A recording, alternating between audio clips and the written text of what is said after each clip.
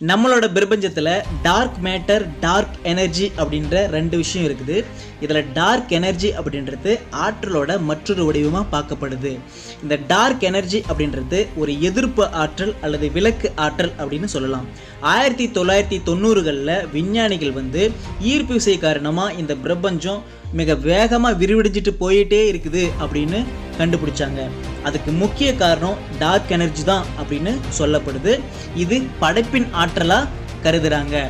இந்த ஆற்றல் dark energy அப்படின்றது நம்ம பிரபஞ்சத்தில் இருக்கிற ஒட்டுமொத்த பொருட்களையும் சேர்த்துனா வெறும் 1% அல்லது 2% தான் அடங்கும். மற்ற எல்லா இடமும் வெட்ட வெளியாக இருக்குது.